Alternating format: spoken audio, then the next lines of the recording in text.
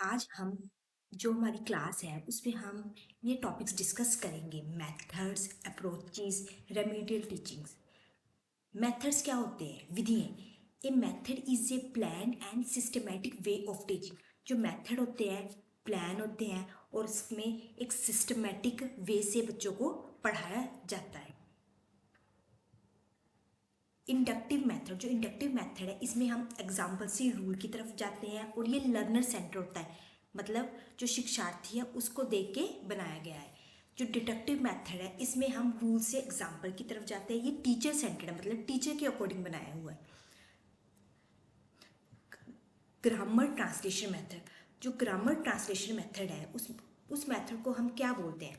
Oldest method भी बोलते हैं, क्लासिकल मेथड भी बोलते हैं, ट्रेडिशनल मेथड भी बोलते हैं। और ये किस चीज़ पे फोकस करता है? ये फोकस करता है ग्रामर पे और ट्रांसलेशन पे, व्याकरण और अनुवाद पे ये जोर देता है। इस मेथड को हम क्या बोल सकते हैं? जो ये जिसमें ये इंडक्टिव डिडक्टिव इसमें रूल्स होते हैं, तो ये हुआ हमारा डिडक्टिव मेथड। अब नेक्स्ट है हमारा डायरेक्ट मेथड। जो डायरेक्ट मेथड है उसमें उस मेथड को हम नेचुरल मेथड भी बोलते हैं और रिफॉर्म्ड मेथड भी बोलते हैं। इस मेथड में लैंग्वेज टू सीधे सिखाई जाती है बच्चों को डायरेक्टली। जैसे डायरेक्टली इंग्लिश स्कूल में बच्चों को इंग्लिश में बात करनी सिखाई जाती है, प्राइवेट स्कूल में सीधे कि हाँ आपने इंग्लिश में ही बात करनी है। फोकस किया जाता है स्पीकिंग और लिसनिंग पे। जैसे कि जो ये सीधे इनको लैंग्वेज टू सिखाई जाती है, तो इसमें कौन सा मेथड है? Inductive deductive. कोई इनको नहीं सिखाया जाता, कोई रूल नहीं, बस आपने बोलना है। तो ये हुआ हमारा, इसमें कौन सा मेथड यूज हुआ है? Inductive method. अब है हमारा बाइलिंगुअल मेथड। तो बाइलिंगुअल मेथड है, ये मिक्सचर है ग्रामर ट्रांसलेशन मेथड का और डायरेक्ट मेथड। इसमें दो लैंग्वेजेस को यूज़ किया जाता है। जो ग्रामर ट्रांसलेशन मेथड है इसमें मदर टंग का यूज़ किया जाता है। जो डायरेक्ट मेथड है इसमें लैंग्वेज टू का यूज़ किया जाता है, ताकि दोनों भाषाओं का यूज़ किया जाता है। अब है रीडिंग मेथड। इस मेथड को डॉक्टर वेस्ट न्यू मेथड भी बोलते हैं। इसमें किस चीज़ पे करता है? इसमें साइलेंट रीडिंग होती है, वोकैबुलरी होती है, और इसमें किस तरह कैसे बोला जाता है? रूल से एग्जाम्पल की तरफ जाते हैं। किस पे जाते हैं? रूल से एग्जाम्पल की तरफ। ये तो ये कौन सा मेथड हुआ? Deductive method. अब है ऑडियो लिंग्वल मेथड। इसमें डायलॉग्स आने चाहिए, उनको ड्रिल और प्रैक्टिस करवाई जाती है। ठीक है, कैसे? जैसे हमने कहीं, जैसे वॉर हो रहा है, उनको अगर किसी चीज़ की हेल्प चाहिए होगी, उनको कुछ ऐसे फिक्स डायलॉग्स सिखाए जाते हैं, ताकि वो अगर उन्होंने कोई उनको हेल्प चाहिए, कुछ भी चाहिए हो, तो वो जो डायलॉग्स उनको समझाए हैं, उनको लर्न करवाए हैं, वो अपनी बात को कह सके। इस मेथड को आर्मी मेथड भी बोलते हैं और वॉर टूर भी। इसमें ड्रिल एंड रिपीटेशन होती है, मतलब अभ्यास और बार बार बोलना उनको सिखाया जाता है, और इस मेथड को हम बोलेंगे इंडक्टिव मेथड। अब है अफेक्टिव ह्यूमनिस्टिक मेथड। अफेक्टिव का मीनिंग ही होता है इमोशन। ये फोकस करता है हमारी इमोशंस पे और फीलिंग्स पे, और इसमें जो टीचर है वो एज ए फैसिलेटर होता है। जो टीचर क्या होता है? As a facilitator. और इसमें जो मेथड कौन सा यूज हुआ है? Inductive deductive. कैसे? इसमें बच्चों को हम एग्जाम्पल से रूल की तरफ लेके चलता है, मतलब पहले इमोशंस, फीलिंग्स। तो ये मेथड हुआ हमारा इंडक्टिव मेथड। इसमें कौन सा यूज हुआ है? अब हम इसमें कुछ इसके क्विक रिवीजन करेंगे। जो हमने ये मेथड पढ़े, जो ट्रांसलेशन मेथड है वो ग्रामर प्लस मदर टंग पे बेस होता है। जो बाइलिंगुअल है इसमें लैंग्वेज वन और लैंग्वेज टू का यूज़ होता है। जो इंडक्टिव होता है वो स्पेसिफिक से जनरल जाता है। जो डिडक्टिव होता है वो जनरल से स्पेसिफिक जाता है। जो रीडिंग होती है, जो रीडिंग मेथड है उसमें फोकस करते हैं कॉम्प्रिहेंशन पे। जो आर्मी मेथड है वो ड्रिल और उसमें हैबिट फॉर्मेशन होती है। जो अफेक्टिव एंड ह्यूमनिस्टिक है इसमें इमोशंस और मोटिवेशंस पे बात होती है। जो डायरेक्ट मेथड होता है इसमें कोई ट्रांसलेशन नहीं होती, ओनली कम्युनिकेशन होता है। अब है approaches. An approach is a way और principle of teaching that guides method and techniques. जो अप्रोचेस होते हैं उसमें हम जो विधियाँ और तकनीक्स जो हमें बताई जाती हैं, जैसे मेथड्स और टेक्निक्स होती हैं, वो हमारी टीचिंग को एक नई डायरेक्शन देती हैं। अब है हमारी स्ट्रक्चर अप्रोच। जो स्ट्रक्चर अप्रोच है, इसमें हम सबसे पहले क्या करते हैं, इसमें हम फोकस ऑन लैंग्वेज स्ट्रक्चर, जो फोकस करते हैं जो लैंग्वेज के स्ट्रक्चर और पैटर्न्स पे। ये एक बिहेवियरिस्टिक अप्रोच है। इसमें पहले सब्जेक्ट आएगा, फिर वर्ब आएगी, फिर ऑब्जेक्ट आएगा, फिक्स रहेगा, और इसमें मदर टंग एक महत्वपूर्ण है। और जो फंक्शनल अप्रोच है, ये हमारी डेली लाइफ में यूज़ होती है। ठीक है, लैंग्वेज फॉर डेली कम्युनिकेशन में ये फोकस ऑन अंडरस्टैंडिंग डायलॉग्स, ये फोकस करता है जो भी हमारी बात हो रही है, क्या हम बोल रहे हैं, और उस ताकि उसको समझ सके। ये टेक्स्ट से पैसेज की तरफ जाता है, ये पाठ से गद्यांश की तरफ जाता है। अब है कम्युनिकेटिव अप्रोच। इसमें हम फोकस करते हैं फ्लुएंसी पे और कम्युनिकेशन पे, कैसे हम बोल रहे हैं और कैसे कम्युनिकेट कर रहे हैं। ये लर्नर सेंटर्ड अप्रोच होती है, जो शिक्षार्थी पे डिपेंड होती है। इसमें टीचर एक्ट करता है एज ए फैसिलिटेटर। जो टीचर का क्या काम है, वो एज ए फैसिलिटेटर काम करता है। अब है हमारी constructive approach. Learner construct knowledge himself. Learner अपनी नॉलेज का निर्माण खुद करेगा। जो लर्नर है वो अपनी नॉलेज का निर्माण खुद करेगा। ऐसा नहीं है कि कोई भी उसको कुछ भी बोल देगा। वो अपनी जो उसकी प्रीवियस नॉलेज है उसके हिसाब से वो नॉलेज को निर्माण करेगा, और वो प्रश्न पूछ पूछ के सीखेगा। लर्निंग थ्रू क्वेश्चन, वो क्वेश्चन पुट करेगा और जो टीचर है वो उनके आंसर देगा। टॉप डाउन अप्रोच में यूजेस प्रीवियस, जो टॉप डाउन अप्रोच है इसमें हम यूज़ करते हैं प्रीवियस नॉलेज में। इसमें पहले पैसेज आएगा, पैसेज मतलब 8 लाइन्स आएंगी, ठीक है, फिर उसके बाद सेंटेंस आएगा 1 लाइन में, उसके बाद वर्ड आएगा। ये होल से पार्ट की तरफ जाता है, मतलब बड़े से छोटे की तरफ। जैसे पैसेज है वो बड़ा है, फिर उसके बाद सेंटेंस छोटा है, फिर उसके बाद एक वर्ड आएगा। नेक्स्ट है हमारा बॉटम अप अप्रोच। इसमें पहले हमारी साउंड आएगी, फिर लेटर आएगा, फिर वर्ड आएगा, फिर सेंटेंस आएगा। मतलब पहले एक अक्षर, पहले साउंड आएगा, फिर एक अक्षर आएगा, फिर वर्ड आएगा, फिर सेंटेंस आएगा। उसके बाद आगे आगे हम जाते जाएंगे, जैसे फ्रेज, क्लाउज, सेंटेंस, पैसेज। ठीक है, लास्ट तक जो हमारा सेंटेंस है, लास्ट हमारा कौन सा होता है, पैसेज। ये पार्ट से होल की तरफ जाएगा, मतलब छोटा छोटा करके लास्ट में एक पूरा पैसेज बनेगा। और इसमें जो टीचर है वो नॉलेज को बच्चों को देता है। Elective approach. Elective approach when teacher has knowledge of all approaches. जो टीचर है उसको सारी अप्रोचेस के बारे में पता है। ठीक है, जैसे उसको अप्रोच 1 भी पता है और अप्रोच 2 भी पता है, तो उसको बोलते हैं इलेक्टिव अप्रोच। और इसमें जो टीचर है वो सूटेबल अप्रोच चूज करता है बच्चों के अकॉर्डिंग। ये फ्लेक्सिबल मेथड है, ये कम्बिनेशन ऑफ डिफरेंट अप्रोचेज है, मतलब बहुत सारी अप्रोचेस हो सकती हैं, 2 से ज़्यादा भी अप्रोचेस हो सकती है। हमने बच्चों के हिसाब से कुछ उनको चेंज करना है। नेक्स्ट है हमारा होल लैंग्वेज अप्रोच।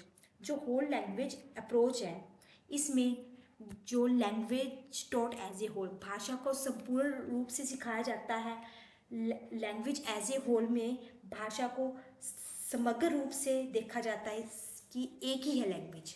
ठीक है, ओवरऑल लैंग्वेज यूज़ पर ध्यान दिया जाता है, जिसमें जो ओवरऑल लैंग्वेज है उस पर ध्यान दिया जाता है। Behaviouristic approach. बिहेवियरिस्टिक अप्रोच है, ये किसने दी है, BF स्किनर ने। इसमें स्टूडेंट्स की हैबिट फॉर्मेशन करवाई जाती है, लर्निंग थ्रू रेपिटिशन और प्रैक्टिस से। जो उनकी लर्निंग है वो प्रैक्टिस से, रेपिटिशन से, इमिटेशन से उनकी करवाई जाती है। अब हम क्विक रिवीजन करेंगे अप्रोचेस की। जो कंस्ट्रक्टिविस्ट है वो लर्निंग बाय डूइंग से सीखता है। जो टॉप डाउन में पहले मीनिंग पहले आता है, बॉटम अप में जो लेटर है वो पहले आता है। इलेक्टिव अप्रोच में मिक्स मेथड्स होते हैं। होल में लैंग्वेज एज ए होल होती है। जो कम्युनिकेट होता है वो स्पीक एंड इंटरेक्ट करता है। जो फंक्शन होता है वो यूज़ इन रियल लाइफ में होता है। जो फंक्शन होते हैं रियल लाइफ में यूज़ होती है। जो फंक्शनल अप्रोच है, जो स्ट्रक्चर होती है ये ग्रामर पैटर्न पे आधारित होती है, का फिक्स होता है। जो बिहेवियरिस्टिक होती है और ये प्रैक्टिस और रिपीटिशन से होती है। अब हम करेंगे रेमेडियल टीचिंग। रेमेडियल टीचिंग क्या होती है, स्टूडेंट्स की लर्निंग में रहे, जो स्टूडेंट है उसकी लर्निंग में रही लैकिंग, लैकिंग को दूर करना और उसी टॉपिक को दोबारा से पढ़ाना, उसी को बोलेंगे remedial teaching. Provides special teaching to remove learning difficulty. इसमें बच्चों को स्पेशल टीचिंग की जाती है, उसी चीज़ को दोबारा से पढ़ाया जाता है ताकि उसकी जो डिफ़िकल्टीज है उसको दूर किया जा सके। उसी को हम बोलेंगे रेमेडियल टीचिंग, मतलब उसी टॉपिक को दोबारा से पढ़ाना और उसकी डिफ़िकल्टी को दूर करना किसी न किसी तरीके से। अब है हमारा achievement test. Measure students learning after teaching. उपलब्धि प्रशिक्षण में शिक्षण के बाद छात्रों के अधिगम को मापता है। इसमें जो स्टूडेंट है उसकी स्किल की और अचीवमेंट का पता चलता है कि बच्चे में उसने कितनी अचीवमेंट है, उसने क्या सीखा है, कितनी उसकी एबिलिटी है। अब है डायग्नोस टेस्ट। डायग्नोस का मतलब होता है अगर हमें कोई बीमारी है तो हम डॉक्टर के पास जाते हैं तो वो डायग्नोस्ट करता है कि हमें ये प्रॉब्लम है, वो सोल्यूशन निकालेगा, डायग्नोस्ट करेगा और उसके बाद रेमेडियल टीचिंग होगी, मीन्स वो हमें दवाई देगा। अब identifies learning difficulties and weakness.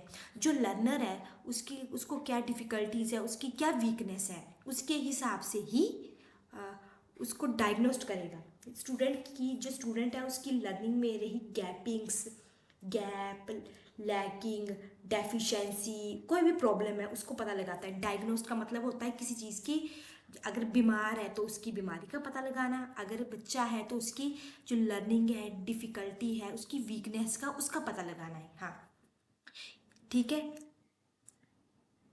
अब है हमारी क्विक रिवीजन। जो डायग्नोस टेस्ट है इसमें हमने प्रॉब्लम को फाइंड करना है। फाइंड प्रॉब्लम मतलब कोई उस चीज़ की क्या, अगर हम डॉक्टर के पास जाएंगे तो बीमारी का पता करेगा, अगर हम बच्चे के हिसाब से बात कर रहे हैं तो उसकी क्या प्रॉब्लम है, उसको क्यों नहीं ये चीज़ समझ आ रही, उस हिसाब से हम बात करेंगे। रेमीडियल टीचिंग में हम प्रॉब्लम को सॉल्व करेंगे कि जो हमारी उस जो प्रॉब्लम आई है उसको सॉल्व करेंगे, मीन्स रेमेडियल टीचिंग का मतलब उसको दवाई देंगे। और अचीवमेंट टेस्ट में उसकी जो मेजर लर्निंग, उसकी जो स्किल है, उसकी एबिलिटी का पता चलता है वो कितना कर सकता है। अब हम क्वेश्चंस करेंगे। Assertion. Diagnosed test identify student weakness. जो डायग्नोस टेस्ट है वो आइडेंटिफाई करता है स्टूडेंट, हाँ डायग्नोस का मतलब होता है किसी चीज़ का पता लगाना। हाँ जी, ये बिल्कुल ठीक है। It helps in planning remedy. अगर हमें किसी चीज़ का पता चलता है तो उसके लिए हमें दवाई लेनी होती है। दवाई, रेमेडियल टीचर का मतलब होता है दवाई। ठीक है, तो अगर बीमारी आएगी दवाई तो लेनी पड़ेगी। ठीक है, अब ये बताना है ये इसका करेक्ट रिलेशन है, बोथ ए एंड आर तो ट्रू है। R is the correct explanation. क्या आर करेक्ट एक्सप्लेनेशन है? तो हाँ जी बिल्कुल है, तो हमारा करेक्ट आंसर है ए।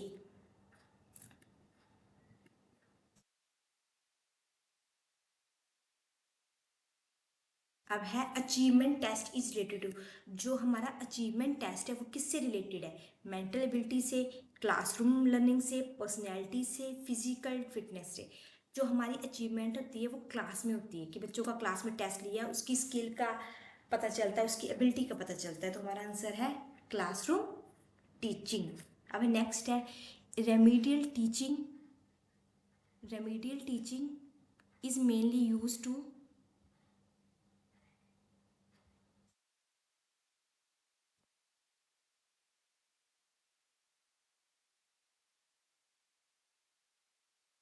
Remedial teaching is mainly use to teach new. जो रेमीडियल टीचिंग है उसमें हम नए कंसेप्ट पढ़ते हैं। Help weak students overcome difficulty. इसमें हेल्प करते हैं वीक स्टूडेंट्स के, वो अपनी उस डिफ़िकल्टी से बाहर आए। एग्ज़ाम कंडक्ट करते हैं। Promote bright student. इसमें हम बच्चों की डिफ़िकल्टीज़ को, रेमेडी का मतलब होता है जो उनकी प्रॉब्लम है उसको हमने दूर करना है, तो इसका आंसर हुआ B.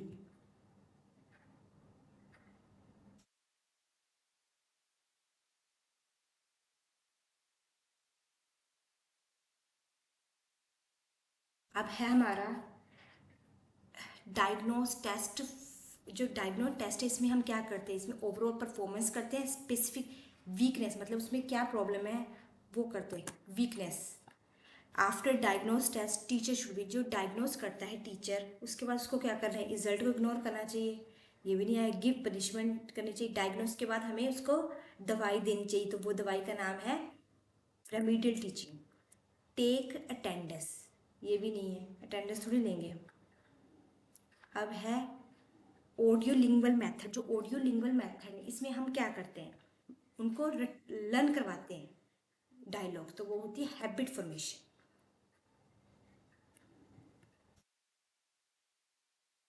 In audio lingual methods error should be, जो एरर्स है वो पॉजिटिव होते हैं, इनकरेज करते हैं। हमेशा ही याद रखना है आपने, जो एरर्स है वो और नेगेटिव नहीं होते, ऑलमोस्ट वो पॉजिटिव ही होते हैं। ठीक है, तो इग्नोर कभी नहीं हम करेंगे, इमीडिएटली करेक्ट भी इमीडिएटली इनकरेज करते हैं। ध्यान से आपने ये देखा, ये इन ऑडियो लिंगुअल मेथड है। ऑडियो लिंगुअल मेथड में हम क्या करते हैं, पहले ये बताइए मुझे। ऑडियो लिंगुअल मेथड में हम उनको इमीडिएटली करेक्ट करेंगे, ऐसा ना हो वो हमसे कुछ मांग रहे हो और हम कुछ समझे, उनको ये बताना है, डायलॉग सुन के एकदम से उनको करेक्ट बताने हैं, immediately correct. The translation method mainly focus on, जो ट्रांसलेशन मेथड है वो मेनली फोकस किस पे करता है, स्पीकिंग पे, राइटिंग ग्रामर पे, लिसनिंग पे, प्रोनाउंसिएशन पे। जो ट्रांसलेशन है वो किस पे करता है, राइटिंग एंड ग्रामर में, उसमें हम राइटिंग होती है और साथ में ग्रामर पे फोकस करेगा। अब है हमारा in translation method the medium of teaching is, जो ट्रांसलेशन मेथड है उसमें मीडियम कौन सा होता है, इसमें हम मदर टंग का यूज़ करते हैं।